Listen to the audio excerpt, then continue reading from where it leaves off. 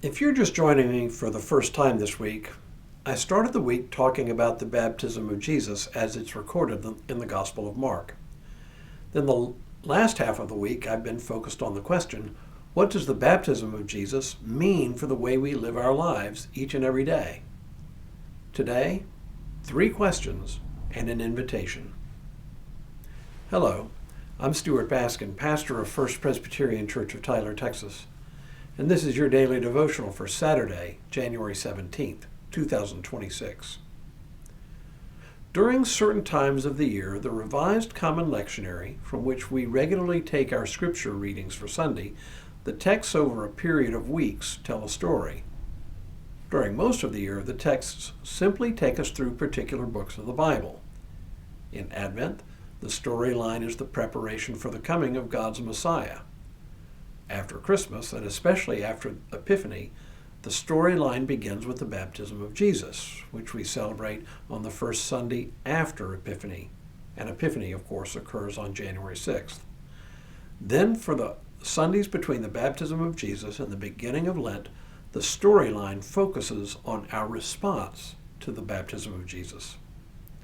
Today's reading records a particular set of exchanges, first between Jesus and Philip, then between Philip and Nathanael, and finally between Jesus and Nathanael.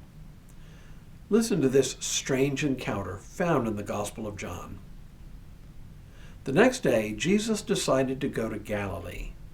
He found Philip and said to him, "Follow me." Now, Philip was from Bethsaida, the city of Andrew and Peter.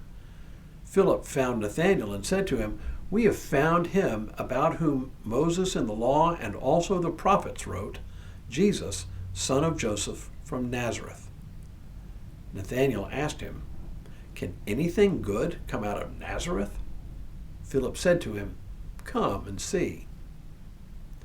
When Jesus saw Nathanael coming toward him, he said of him, "Here is truly an Israelite in whom there is no deceit." Nathanael asked him, "Where did you get to know me?" Jesus answered, "I saw you under the fig tree before Philip called you."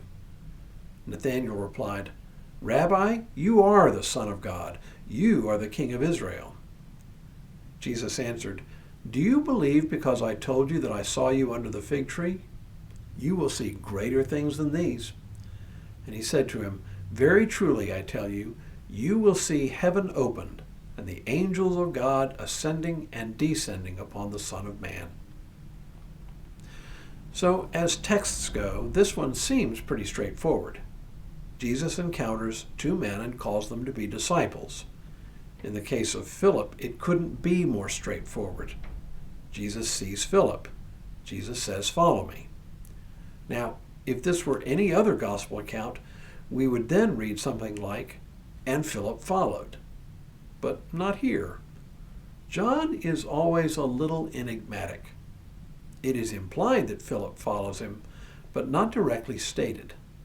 But the real function of the invitation to Philip seems to be that Philip then tells a friend, Nathanael, what he has seen and heard and what he believes he has found.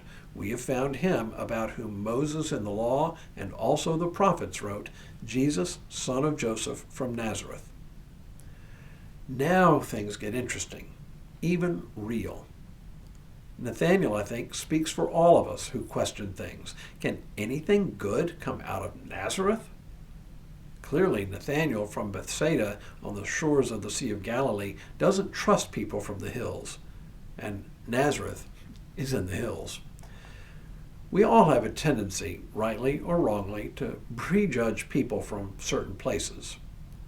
People from the South prejudge Northerners as crass. People from the North prejudge Southerners as provincial.